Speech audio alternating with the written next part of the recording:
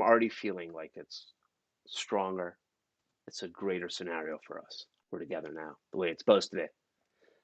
And you know what, we said some stuff here. We were talking about the differences between the provinces, which is great for me to actually say at this moment right now. Please welcome to the utility room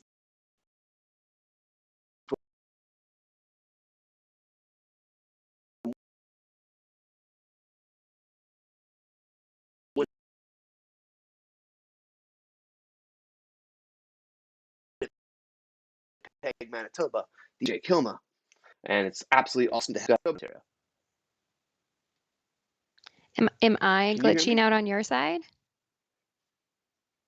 No, good. No. Okay. Are you looking like you're glitching here? Does it look like No, you've it looks glitched? like you glitched like crazy and it's like, and welcome to the show. Really? Right now? Now we're good. Now we're good. Now we're good. That's the fun thing Oh, about okay. Yeah, live though, hey? That's just that's just the fun thing about live. You just like whatever happens, happens, and you can like watch the playback later and just like giggle about it. And like this is what happens when you do live. And that's what makes it awesome too, because the conversations go in so many different directions and it can be such a beautiful thing. have you had problems doing stuff live? Is that why you're bringing it up? Well, I've recorded loads and loads ahead of time for when I was releasing like I think I was releasing 2 vlogs a week and a couple interviews a week, so I had to like book them one after another. I would book like 3 interviews in an hour and a half span because I knew one or two of the 3 people were going to cancel or there was going to be a bad connection. And so I was just like trying to always have videos on the back burner so I'd always be able to get them out on time so I wouldn't have to stress out about it. Hmm. But it was just something that happened sometimes because depending on the internet connection or like the weather or, whatever's going on in the universe, sometimes it'd be smooth sailing and other times it wasn't.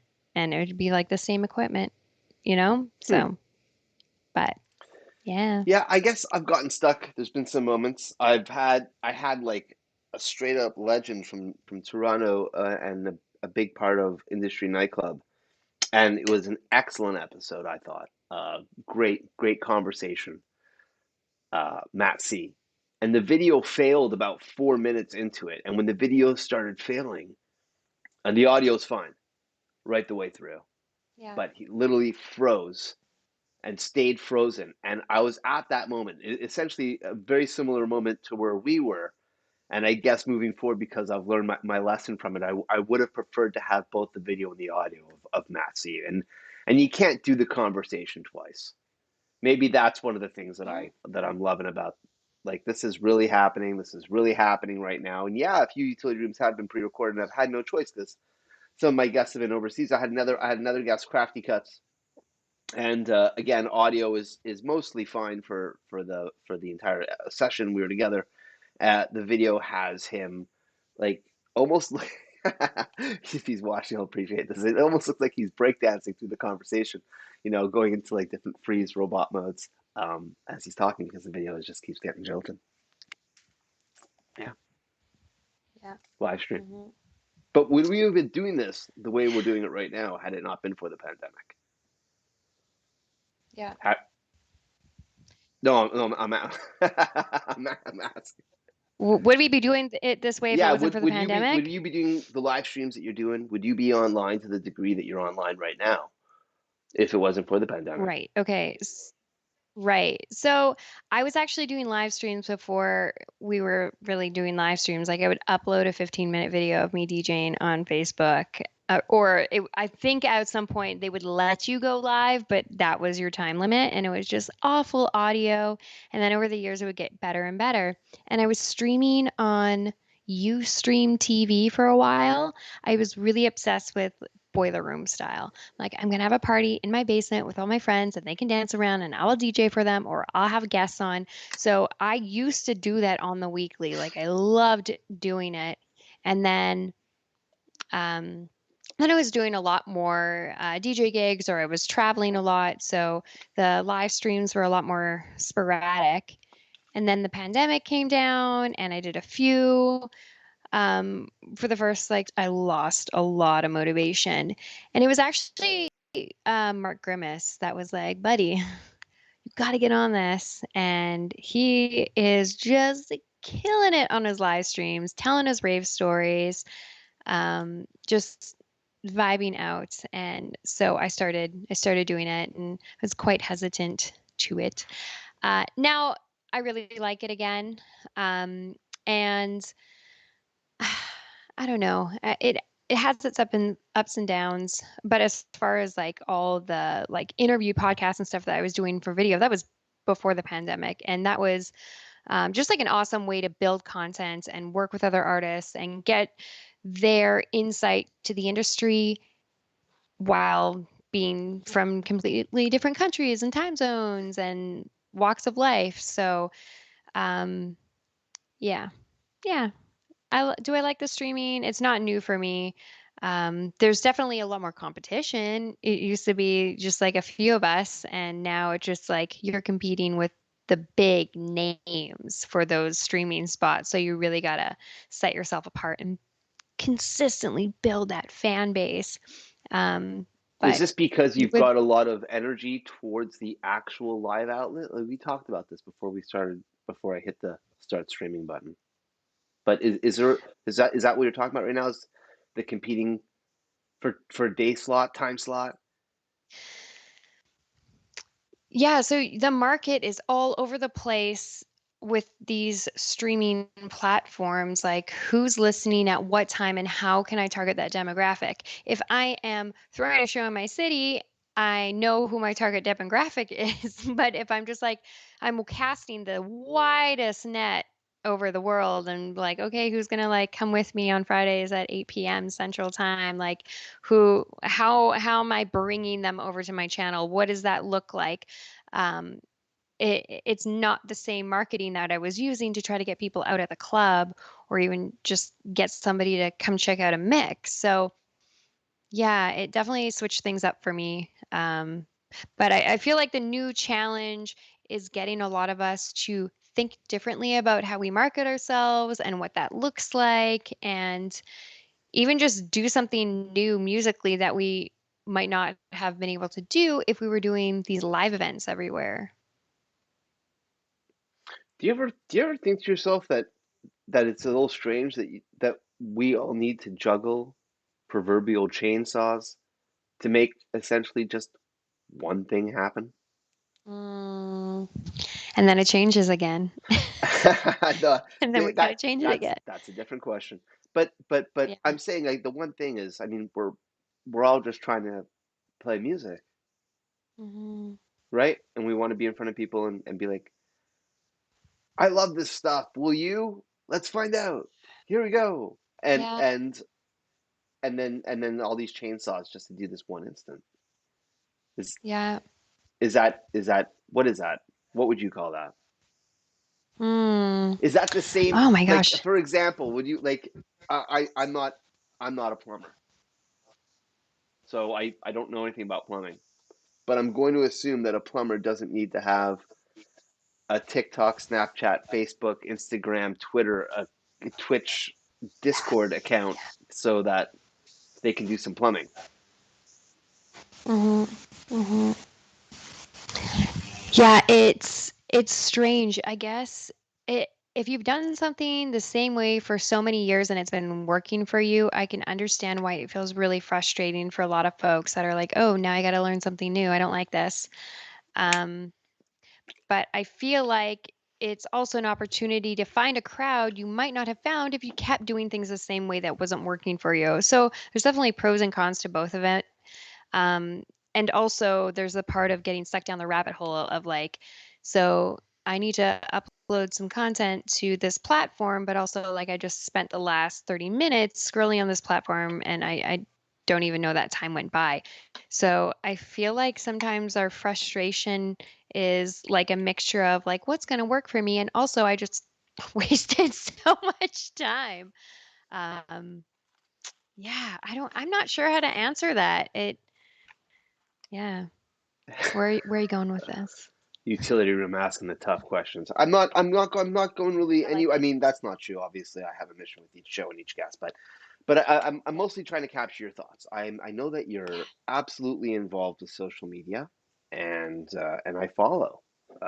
And so, I mean, like, I think to myself, maybe it's just because of my own personal traditions and how I operate, but if I follow it, like, I'm not a big scroller right now. That's one of the things that I stopped doing, I think, in 2019. I felt what you just said, which is that I would open up an app, and I may have had a purpose when I first opened up the app, but the purpose would disappear or transform once the app was open, because next thing I knew, I'd done, I don't know, 100 thumb swipes.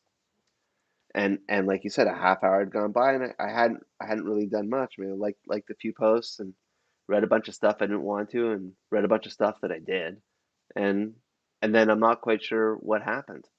And I know that, and I'm not making up the statement. I believe I heard this actually in that documentary, not the social network, the one with Yeah. what was the one that was really popular like a year and a half or 2 years ago on Netflix? I can't Yeah, remember. so there was yeah, the I one can't on remember what it's Netflix. called. Yeah, I can't remember what it's called. But there was a bunch of stuff in there that I definitely appreciated. I'm not going to go on this quote right now because I feel like I'm just going to fuck it all up anyways. But I now essentially what I'm doing is that when I'm opening up social media, I think to myself, okay, I'm opening up Facebook. Why am I opening up Facebook? What am I trying to do right Mhm. now? No, and I'll Mhm. treat it like, okay, I need to hang up a picture on my wall. So I'm going to pull out the hammer and the nail. And then once you do that and you've got it in the wall and you've hammered it in, you may take a moment to step back and be like, all right, well, just up, perfect.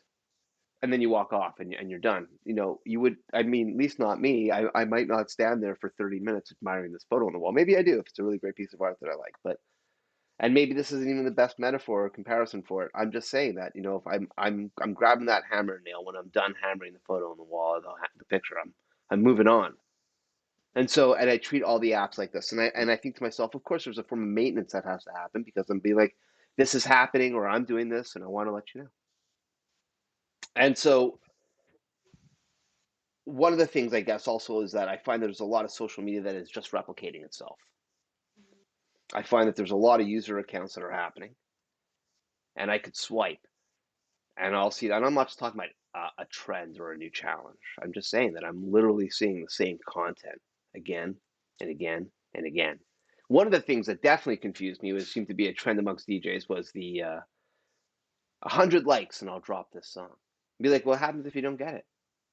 What if you have 98 likes? You're just gonna stare at it and be like, fuck, gotta walk Thank away from this you for post. saying that. Sure. It's kind of a wild time because a lot of, and this is going to get a little controversial, No, no, it's but I I'm really like disgusted with the trendy,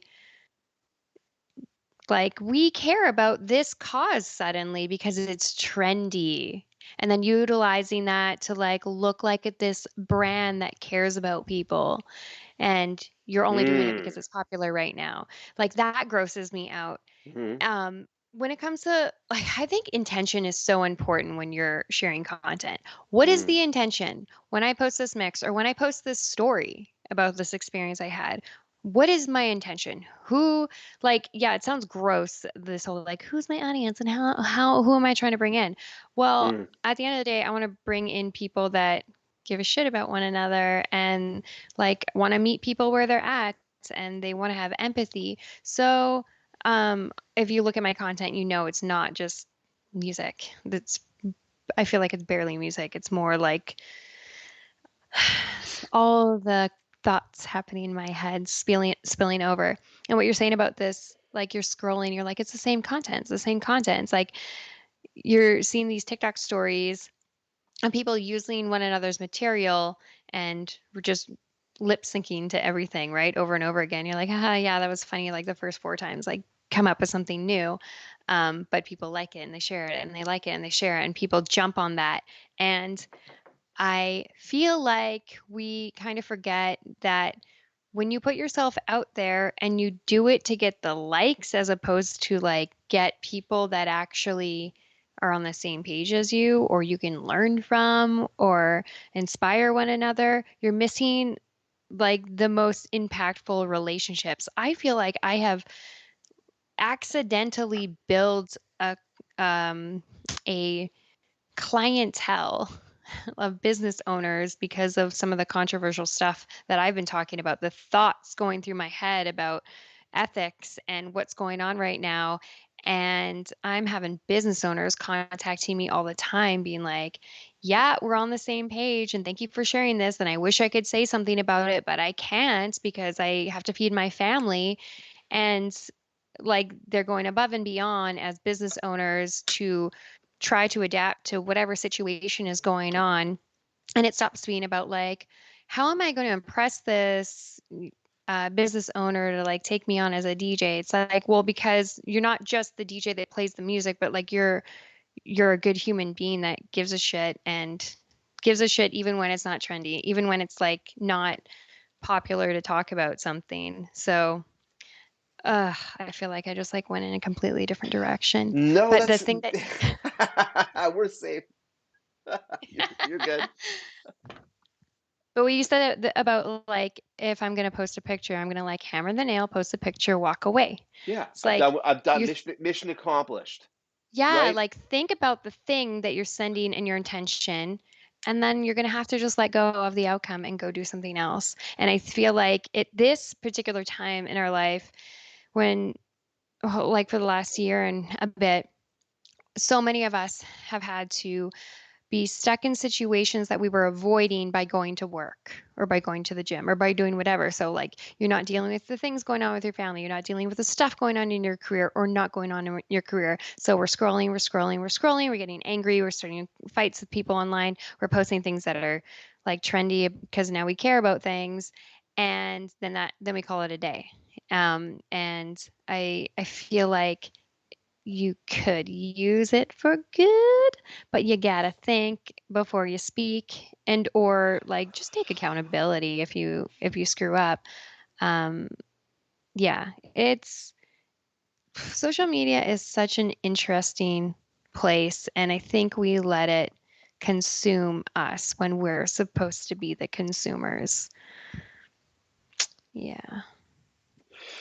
When you say us, do you feel like there's a uniformity that we're supposed to be following? Is there an internet rule book? Hmm. Well, you mentioned the social dilemma, right? There Exactly. was a Thank you. really That's what it interesting, is. That's what it is. yeah. Yes. So a few years back, I came across a documentary, or like a yeah, surveillance capitalism. I'm not gonna say her name right. She is also in the social dilemma, but she was in this surveillance capitalism, and she talks about like yes, the highly addictive behaviors and how they predict, when you're gonna be in a bad mood, or even like if you're about to go on a date.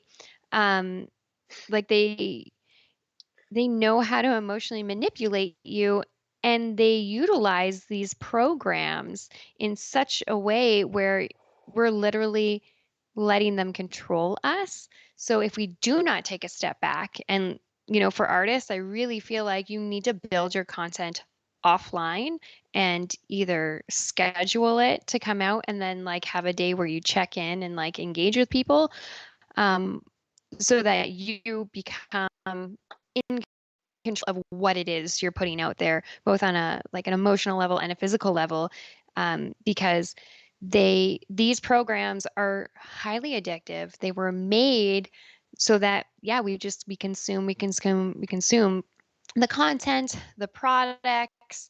I mean, even just like the state of the world right now, there's us against them consistently. It's like the branding was we are in it together, yet we're telling each other if you're not if you're not doing this, you're the problem, which technically would mean one person could be the solution, and we know that's not it, right? So, This is fabulous. yeah, is it? Okay, yeah, Yes. yeah. There is What's going on in your head as you're hearing all of this? Noam Chomsky manufacturing consent.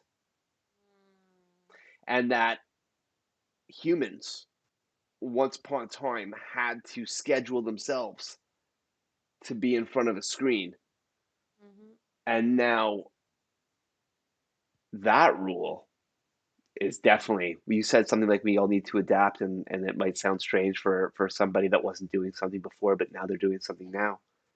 Well, humans used to have to schedule themselves in front of screens. Hey, Mhm. Seinfeld, it's Thursday, 8 o'clock. Got to be there, or you'll miss it, and then it's gone. How about the movie Yep. theater? I want a movie. Okay, let's open up the newspaper and check out a local listing and see what time that's happening, and then get our asses to the movie theater. Mhm. This is my childhood, Yeah. and I think to myself, now we're left unchecked, reckless Yep. abandon. The ability to just open up our pocket, Mhm. screen instantaneously, amusement begins, and occupation begins, and then time disappears. And it's what we were saying before. Uh, I don't know what the answer is here for people. Yeah. Generally, I know that for myself, for example, I've mentally implanted this thing where I'm like, I'm opening Facebook. Why am I opening Facebook? What do I Yep. want to do?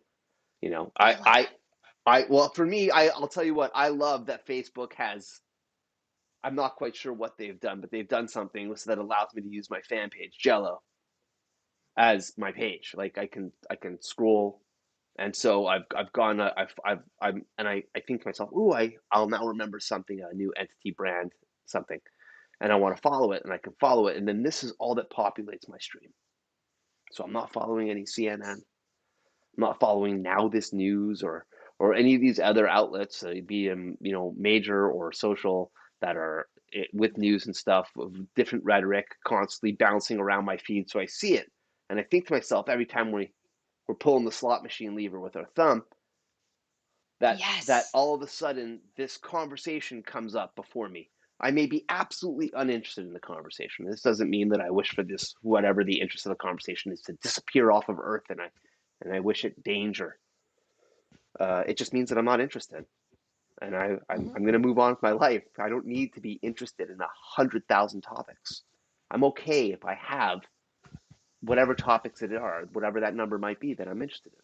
If I were to walk into a room, which is what I guess I was about to say from this documentary, if I was to walk into a room and 100 people came up to me simultaneously and said something to me in various tones, happy, sad, angry, disgusted, whatever the emotions are,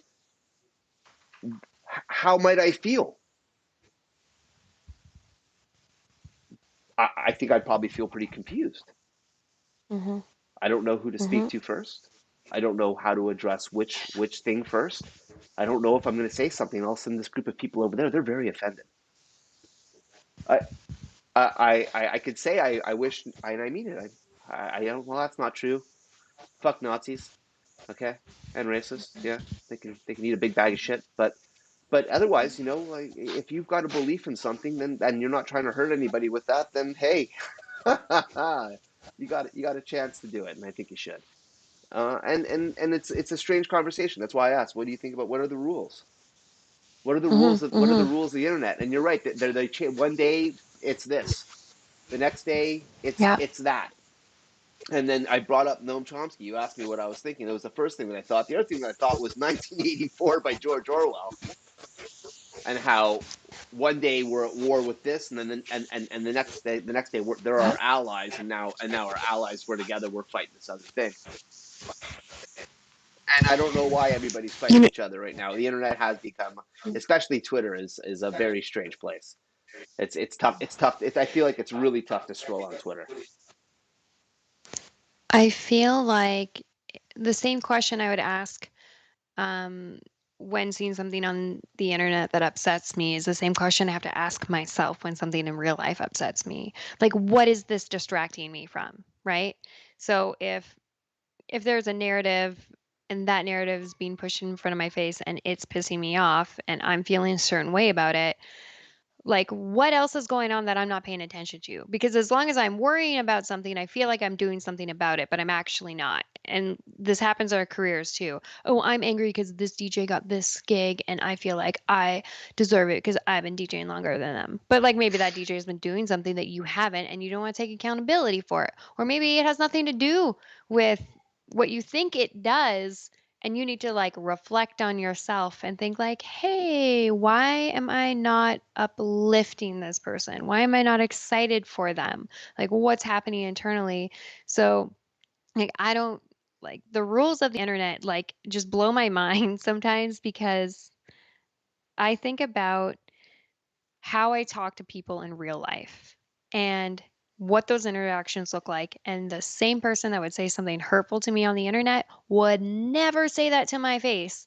They wouldn't say that because we give off this energy around one another of hopefully like a lot of love. But if I look at another person and they're saying something hurtful to me, and I look at their body language, like a lot of the times I just feel empathy because I'm like, man, this person is seriously struggling and they're just projecting because we are mirrors. We are mirrors, whether it's on the internet or mirrors, whether it's in real life. But if I can at least see that person and I hear that tone of voice, I can get a better picture of what's going on. And a lot of people have lost that. And with more things opening up, I think we're going to remember like, hey, the things you say on the internet are not the things you say to people in real life. And like when you're so full of joy and love because you're connecting with all these human beings again, like you're going to forget about that thing they posted that you didn't agree with. Like it didn't actually matter. It didn't like make them who they are. That was just like a time and space where they posted something that you didn't agree with. Like they're still a good person or they still mean well or maybe you don't want to have anything to do with them and that's fine too. But you didn't have to spend all that energy like just like, oh, babe, you know what so and so said on the internet today? Ah. Yeah, like I I think about when I was pregnant and I stopped seeing people for a while and I stopped knowing how to talk to people. And I just started reading books again. Like, okay, how do I captivate people? How do I talk to them? How do I like come across? And you learn certain words and ways in which when you're talking, especially if you go to counseling, it's like we do not say, you make me feel. We say, I feel this way when, I have this experience or whatever. And so sometimes I feel like I'm watching a bunch of toddlers on the internet, like telling each other, you'll make me feel this way. Brah, brah, brah, brah, brah. And I'm like, okay, bye. I'm just going to post this and walk away and It like can wish for the definitely best. be a tough river to navigate upon. Yeah. Yeah, but I think if we all respect each other's differences, that would probably make the world a sweeter place. We can't always agree with each other on everything. Yeah. Yeah, it's so that's why. And that's beautiful. Yeah, That's beautiful isn't because it? we can change our mind. Sh We can change our mind. We can get new information. yes, that's right. It's an opportunity to enlighten or educate. Mhm. Right. I'm with you. Let's talk about music. Okay. What do you say? What do you say? What is music? What What is what is that? it that we do again? Why does this show Mm, exist? How about this? I've got the best question of them all. Where okay. were you and what were you doing when you first got bit by electronic music? Okay, say that again because I did not hear you. I just heard them upstairs. What are they? Are they partying? They're having fun. We're not doing music this Are episode. you guys partying? I can't Yeah, we're not hear doing him music this talk. episode. That's our second date. Where, Okay, where was I when and what? where were you and what were you doing when you first got bit by electronic music? When I got the music bug? Yeah, the electronic music bug, not just the music bug, but Hmm. where were you when you were Oh, like, okay. holy shit? Uh, the electronic music bug would have Yeah, been the when I was like, vampire bite. yeah, It's not 13, really a bug bite, it's listening a to Electric vampire bite. Circus on Much Music. Get out! Really? Oh yeah. That's awesome. Yeah, I was just like, you know what, Mom? When I grow up, I'm gonna be a dancer on Electric Circus. All right. Hmm, Were you hmm. were you ever? in Toronto when it was airing, when it was broadcasting live? Yeah, not when they were actually uh doing that anymore, of course. But I was staying with my friend. You might know him, Mr. Freaky Flow, and he lived just off of Queen Street. And I was just like, "Oh my God, this is the place! This is the place!" And I think I went for one of the showings, like way back when they were still doing shows there. DJ Dopey was like the video DJ guy in between was it Jesse and whoever her co-host was at the time. So I got to go sit up there and watch them film that. That was cool. But yeah, no, I never got to see it live. I just got to um watch it on the weekends there, and then I didn't even go to my first rave until I was 18. Oh yeah. Yeah. I think one of the greater things, besides obviously the music that was shared every week and everybody dancing and having a great time, was how they were much music and the producers for the show, and the people that were lensing it, the camera folk, Yeah. how they were able to make that room seem like it was big. They'd make it look like there was 1,000 people in there that were dancing, and it Hmm. was really like maybe 20, and the room was quite small. And I played on the show 3 times, and every time I walked into that room, and it was set up always a little bit differently. I was always marveling at this room that felt gigantic on television, but in reality was like an exaggerated closet. I'm like, it was really small. That's 18 years amazing. old. Are you going to raves in Toronto? Or are you going to raves in Winnipeg? Well, Winnipeg, yeah. Stephen Hu was, this is before Stephen Hu like really started doing huge shows.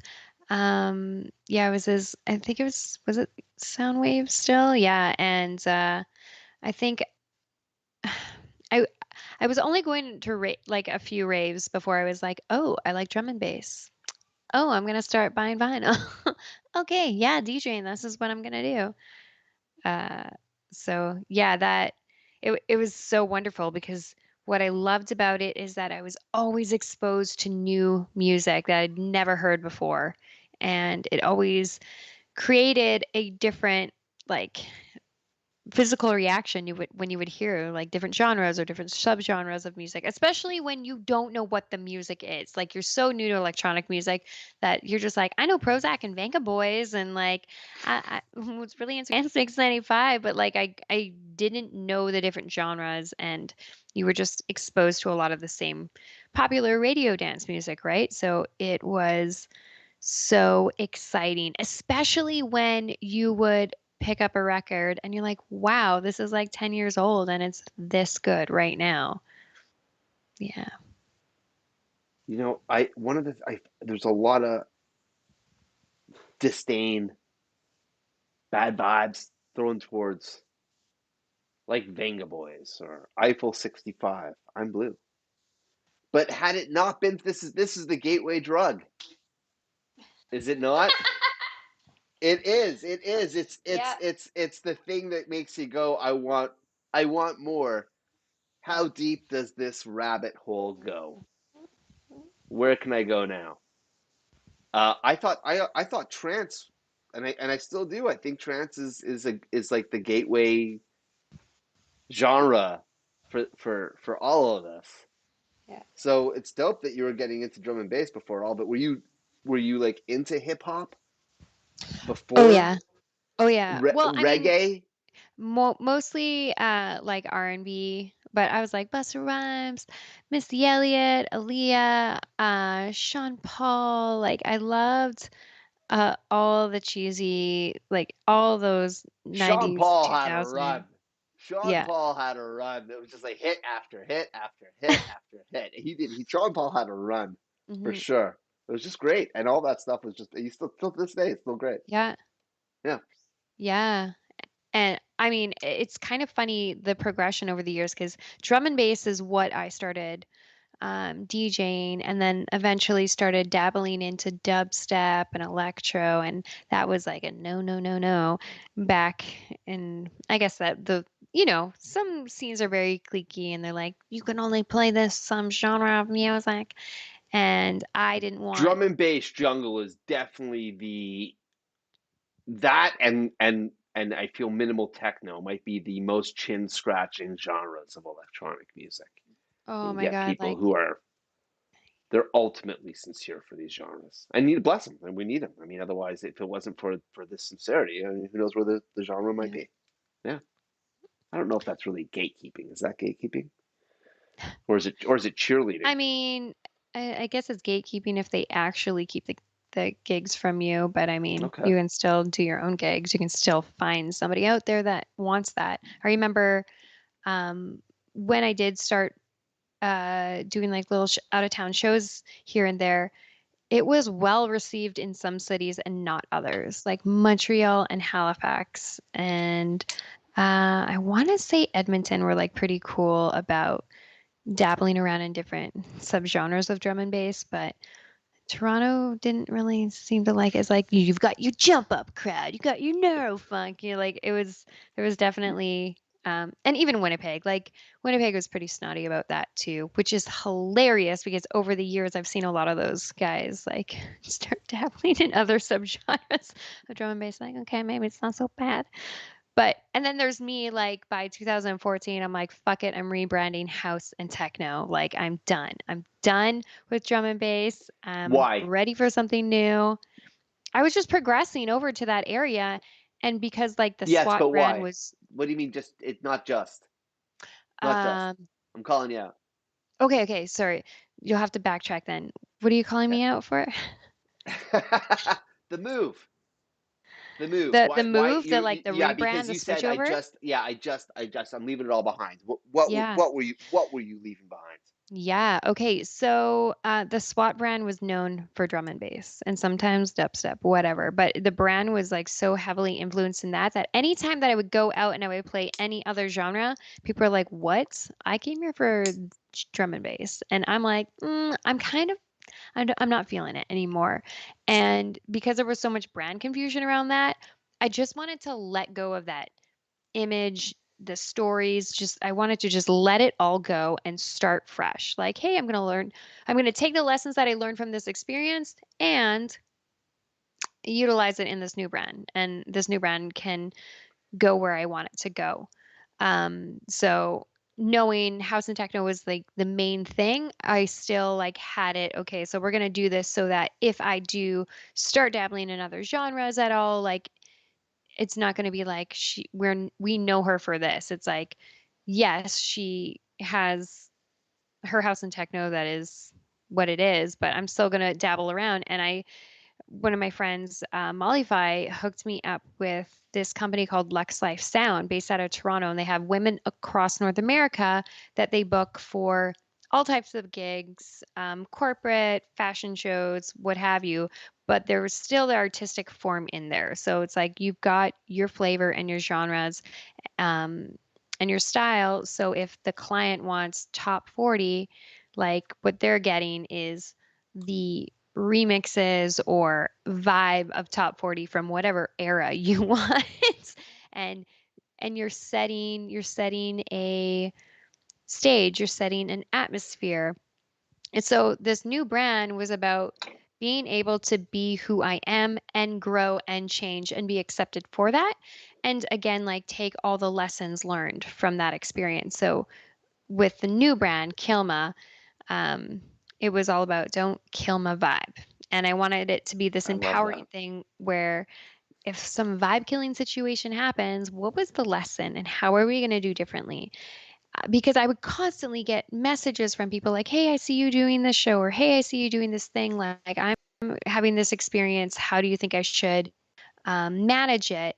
And I realized that not only did I have all these examples and stories to tell, but I could tell that story in a way that it was useful for everybody. So I wouldn't have to keep telling the same story to different people. And I could just have the article like how to negotiate a wage or how to deal with an unprofessional business partner or and it really turned into a lot of the stuff I was already talking about, like mental health and the importance of getting your head straight, whatever the career is, but definitely in a space where, um, you're going to have the opportunity to maybe drink at your gig or do whatever fun party stuff you want to do. Just kind of trying to get your head right and not let those things be the deciding factors on whether or not you're going to have confidence before you move forward in your gig. So yeah, it was one of the best things I did for myself as a DJ. And I feel like it was very healing as well because the house and techno industry just seemed more open and loving. And I got to like rewrite the stories. Like we all have a history. We all have like these ups and downs. We all make mistakes. And sometimes we feel like they are holding us down. So there was something very healing about like let's let go of this even though that was hard, right? You like spent so many years building this brand and now all right, new name, start fresh. But it It's like you came broke with up. It's like you broke up. yeah, I broke You up with broke her. up, yeah, and started a new relationship. Yeah, but sometimes we visit, sometimes she comes on the show, she just throws on a few drum and bass tunes. You're still tight with your ex.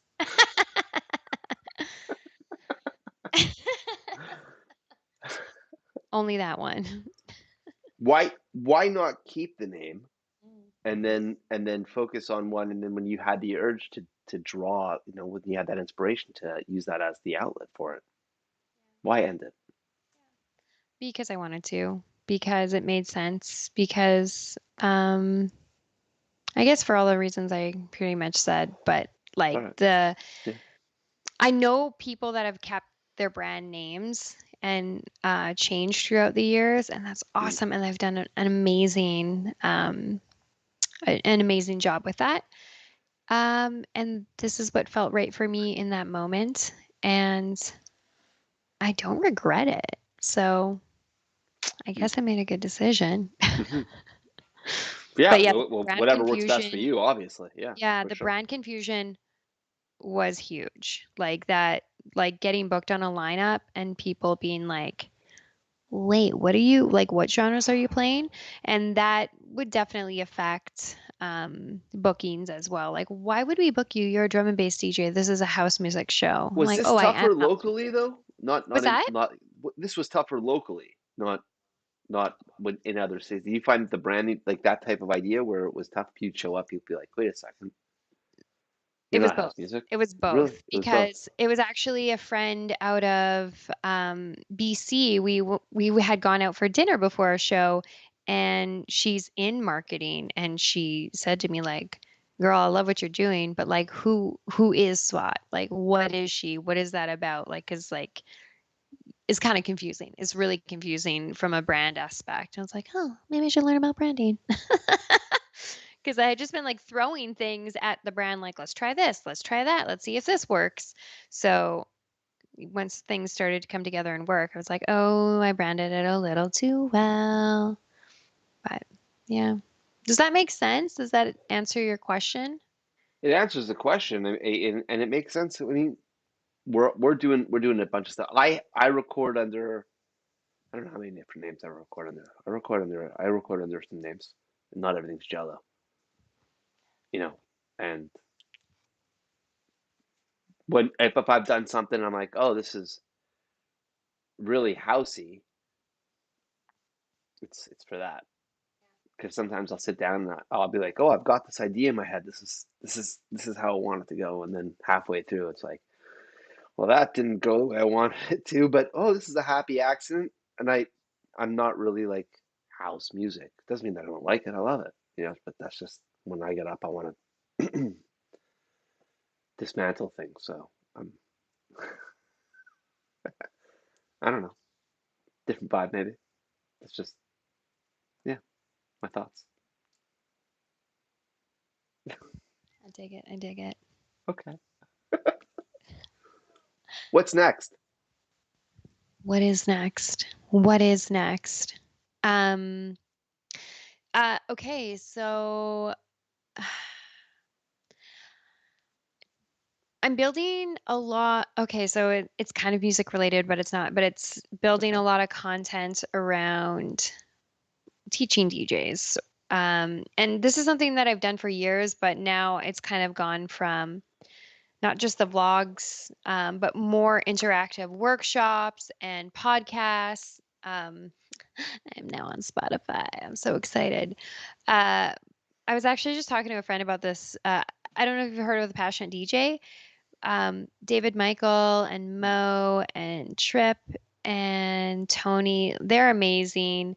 DJs, throw parties, they're in different um, areas of music.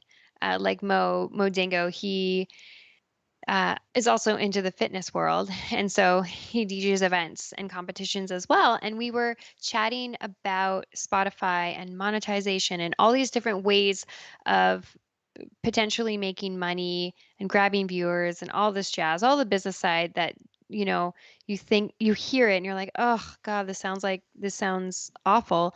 But it's actually so wonderful because I feel like so many of us depend on one source of income in this industry. It's like gig money.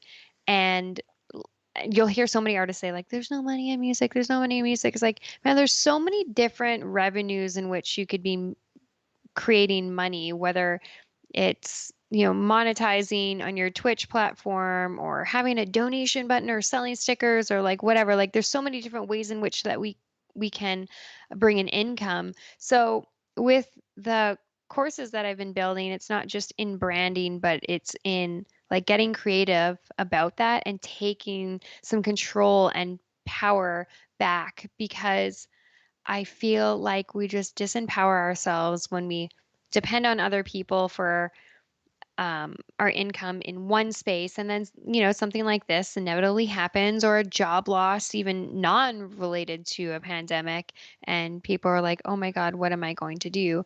So I feel like what's next for me right now is one continuing to like find these different ways of creating that revenue so that I can also take those lessons and then turn around and be like, here are some ways in which you can create revenue, and you don't have to do it like me. You can do it in whatever way feels good for you. Because a lot of the people that I've worked with over the years, they all have their own special thing, right? So like some some of us are really great DJs and like really have a lot to learn with production, or vice versa, like amazing producers but like really need to hone in on their DJ skills.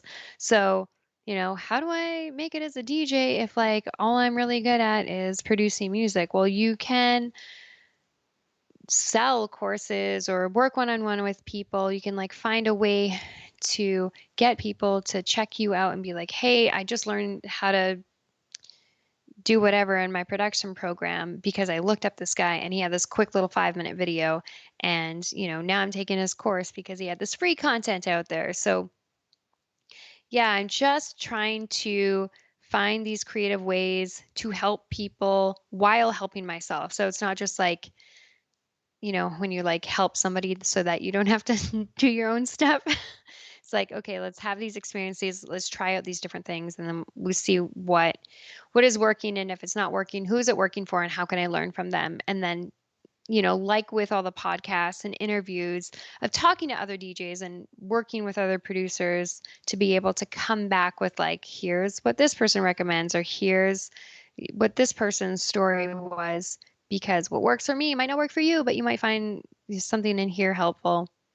And then, of course, like the DJing stuff, I feel like I'm just starting to ramp back up in that, and I have Mark to thank for, as far as like the streaming stuff, because I just wasn't.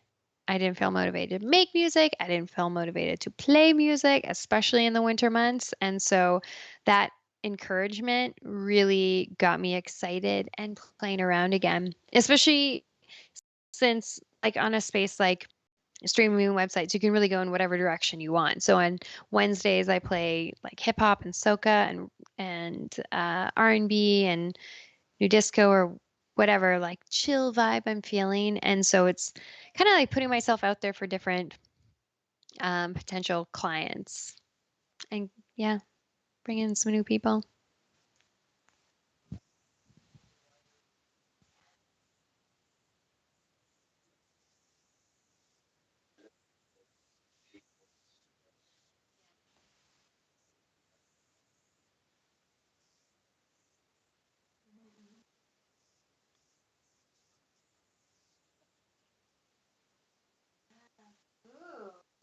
Yeah. Is anybody doing that yet? Yeah. Well, maybe they're like, no, you already know what you're doing. It's fine. You don't need it. So it's not ending up.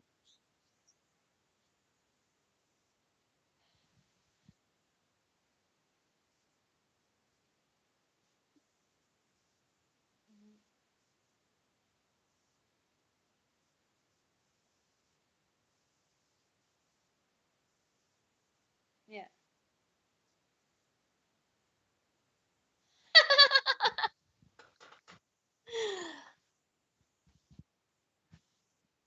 Uh,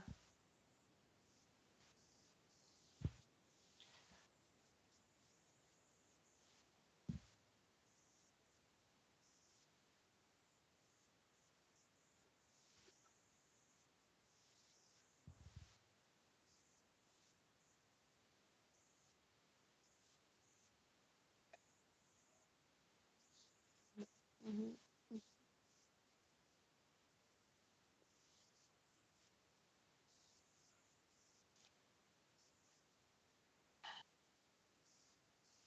Yeah.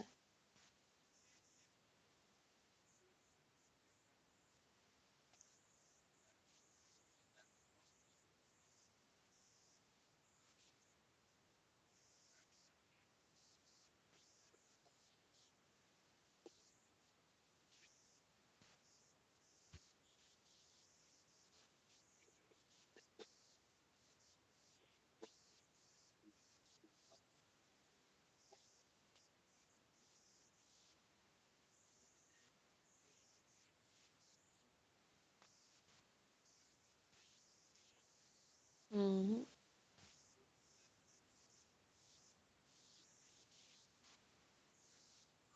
Mhm.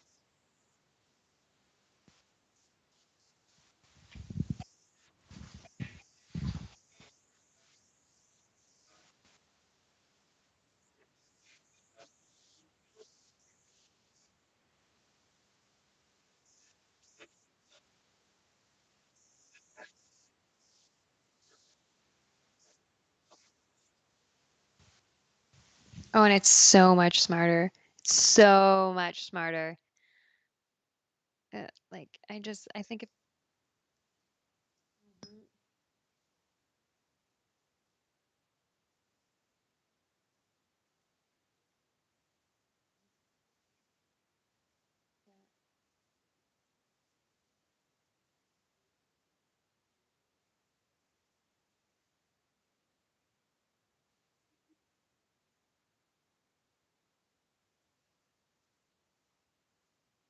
Oh.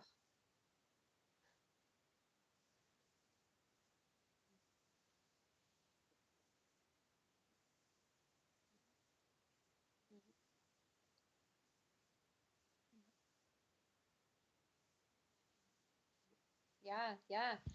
Oh yeah, but critical thinking is dangerous. Yeah. Yeah. Hmm.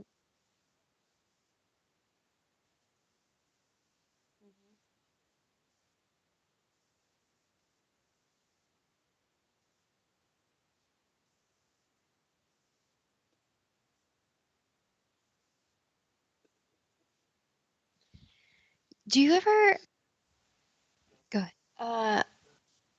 Well, it sounds like you're talking about a sci-fi movie, but like it's real life right now. Uh, yeah. And yeah.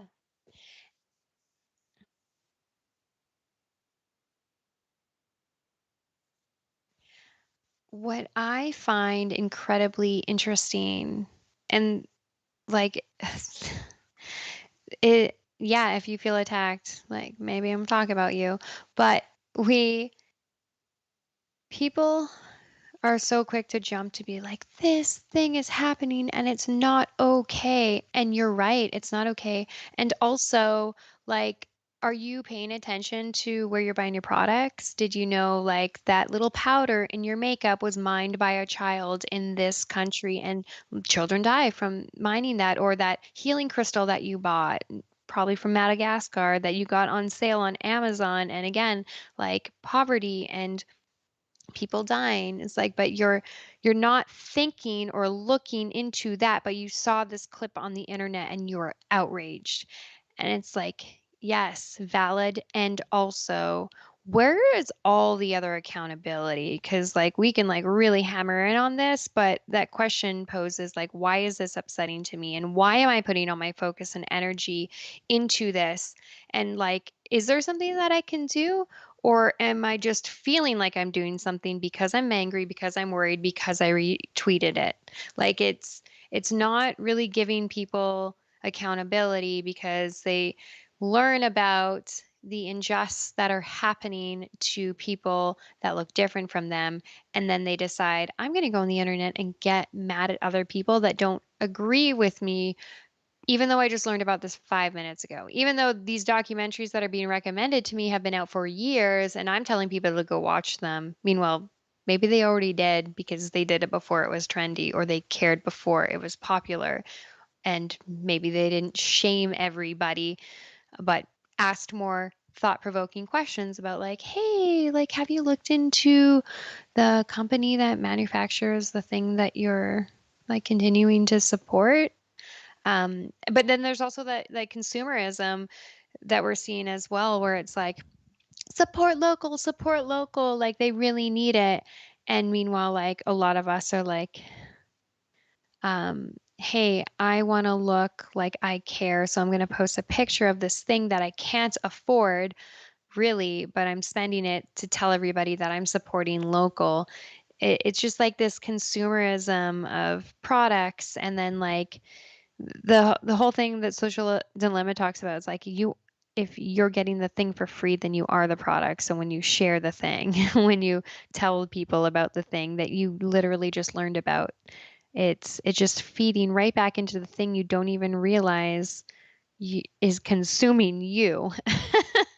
So i I think there's um a lot of questions we need to ask ourselves about why things are upsetting us and how we might actually be supporting those things, and what other areas of our life are we supporting those things without realizing. Um, yeah. Oh, yay.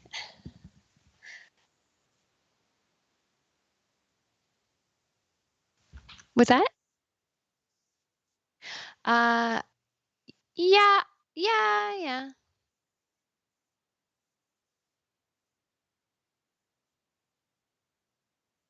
Okay. Okay. No, I'm a wimp for like any horror stuff, so is it scary?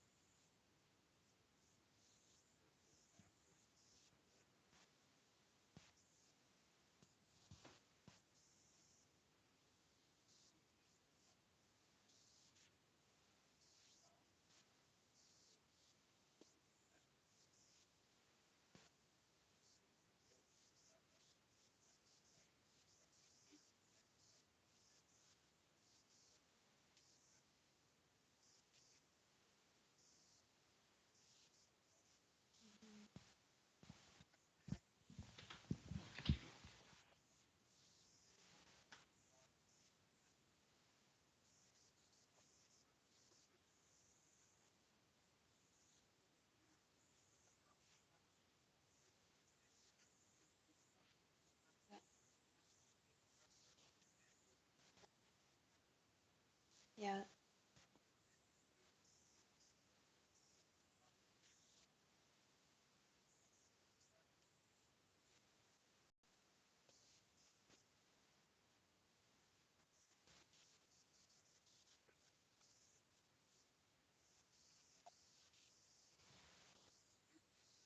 Yeah.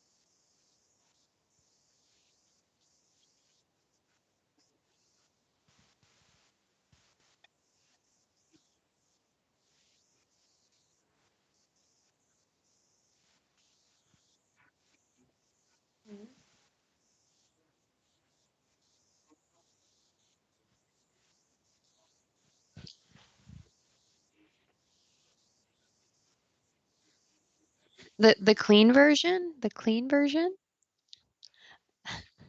I Yeah.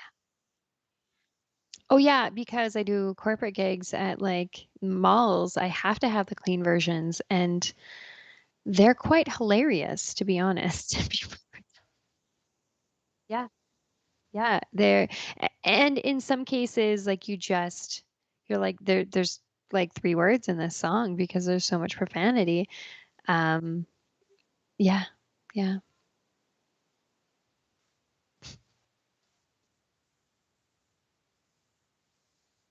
Okay.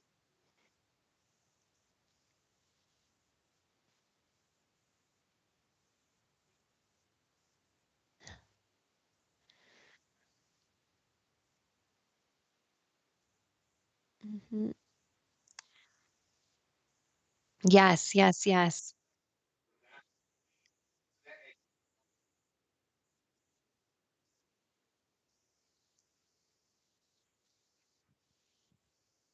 Yeah.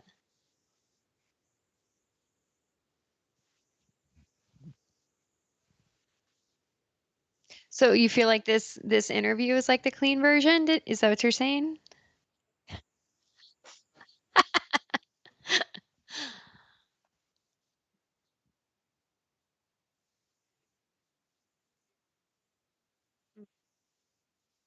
Mhm.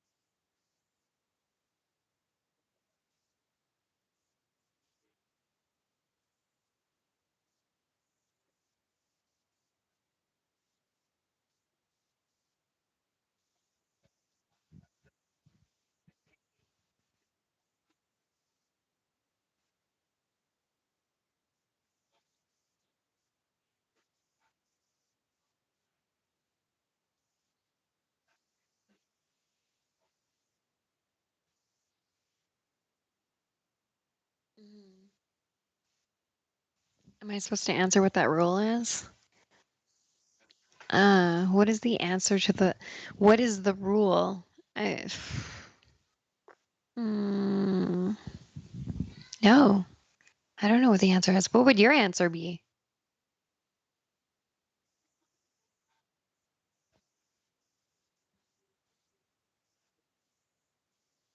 Mhm.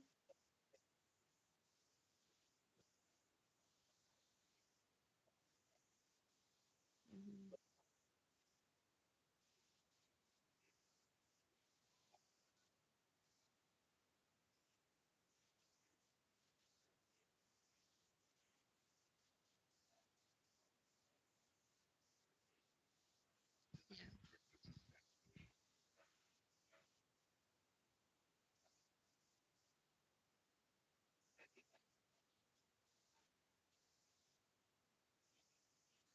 Mhm.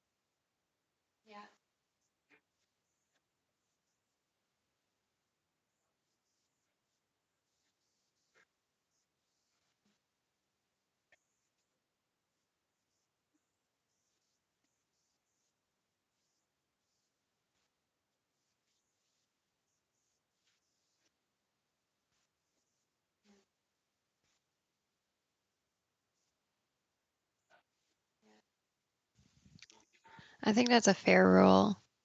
This world needs more kindness. Like, we don't thrive off of just yelling at each other all the time. It feels good for 2 seconds, and then your body's like, okay, you're done. Like, we need more kindness. We need more empathy and like it to work yourself up over things. I think that anger can be pretty powerful. I think that it can put you in a place of movement, but you can't live there. So like being an asshole is actually just exhausting. It's not good for you.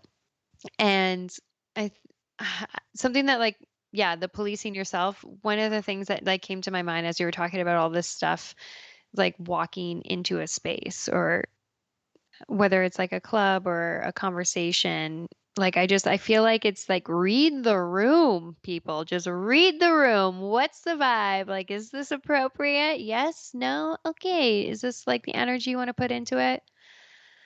But I I just I the people that I've seen that have done the best in their life are they're not assholes.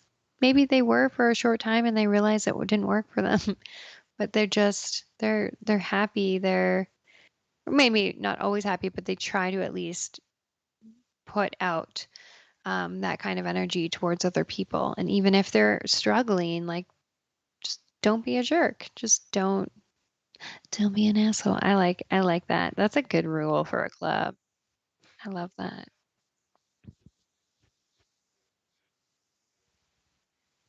Yeah. Yeah. 100%. Oh, okay. Maybe. Let's find out.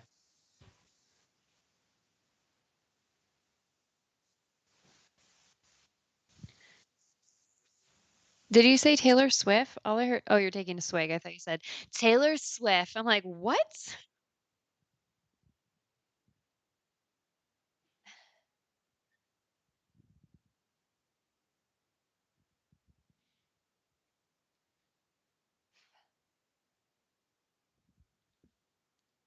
I think I just totally missed everything. No, no. I heard Taylor Swift. I heard take a swig, and now I'm like, I have no idea if you asked a question. So what's the hot seat?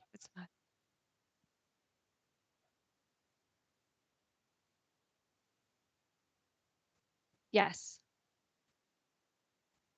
Am I ready for? I got 3 records. Okay.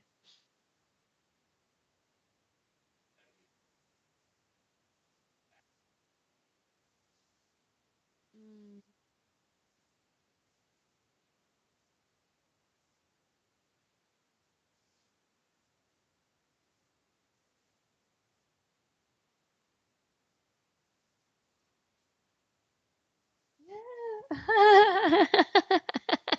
Okay. Okay. So, uh,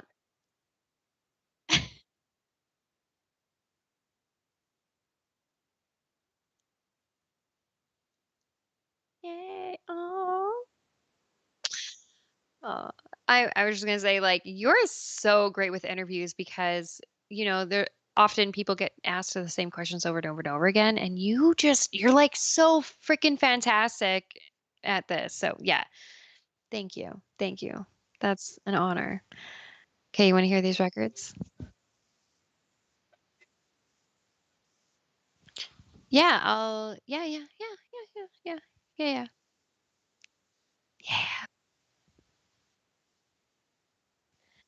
Okay, you ready for it?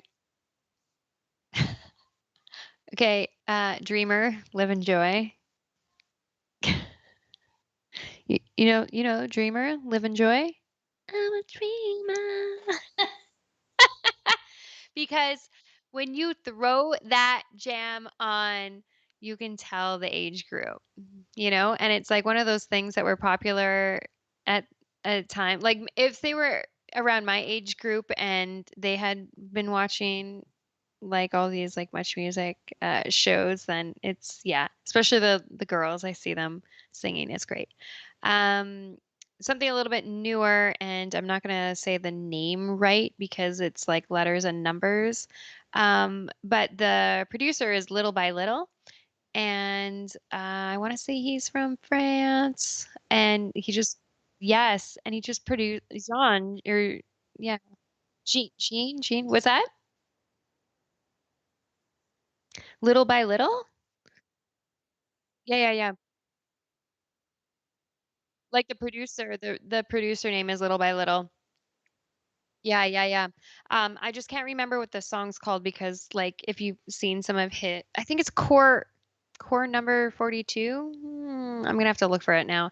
Um, it's so weird and awesome and grimy and fun and different. And so when I throw it on, people are like, "What?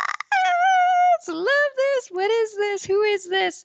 Because it's just when I play music, when I play house or techno or whatever, like, yeah, I want to take you on a journey, but I also like I don't want you to know what I'm going to play next. Like it's going to be cohesive. It's going to be wonderful. It's going to be great, but like it's not going to be the same subgenre of music for this entire set. So I love his stuff.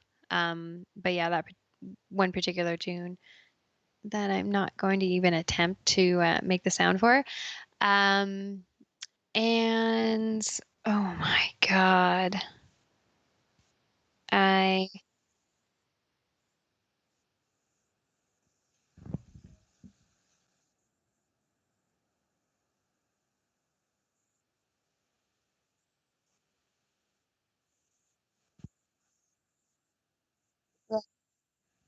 how, but because I love so many different tracks, and I'm always yeah, yeah,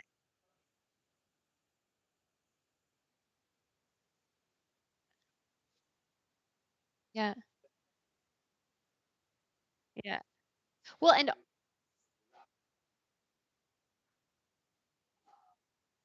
and also it changes. It changes all the time. Um, and then I don't know what the other one would be. If you ever if you ever hang out with me during the day, you know I sing things when I feel awkward and or I'm trying to remember not to forget something. Mm. I want to say I think it's Steady Rock Acid Butter. Um, it is very acidy. It is really fun and weird and different, and it's just like some of the things that I play, I just feel like it, whoever's playing before or after me is probably not going to play them. And yeah, that track I really love. I think really love that track too because it reminds me of when me and Mark threw a New Year's rave here in Winnipeg a few years back, and I opened with that track and just the whole vibe because it's one of those tracks that kind of reset the mood. Right? You've got that DJ before you that's just been like hyping things up, and then you're like, let's start fresh. Let's be weird.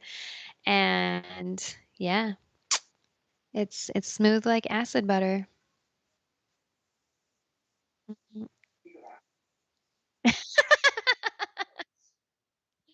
Yeah. Yeah. Mm, acid jazz, nice. I like it. This has been so wonderful.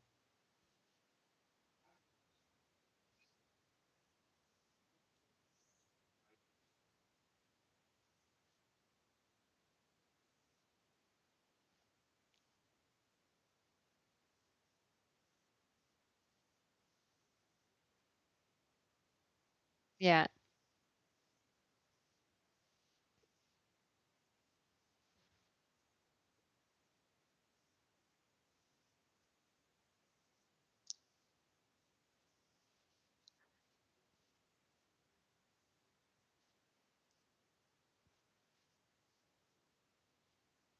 Mm. Mhm. Yeah. Okay, so as far as listening to me regularly online, at least until things start opening up again over here. Wednesdays, 2 p.m. Central, so that'll be 3 p.m. for you Toronto folks. Fridays, 8 p.m. Central, 9 p.m. Again. And if you want to find me online, most of my social media handles are Kilma Music, Kilma Music. But for like the website and for the Twitch, it's Don't Kilma Vibe. And I mean, like I try to make it easy for you all. Like I just have like a link tree on my Instagram, so you can just like click it and pick what you want. But yeah, I'm pretty hard to miss online because I kind of got really good at tagging my stuff.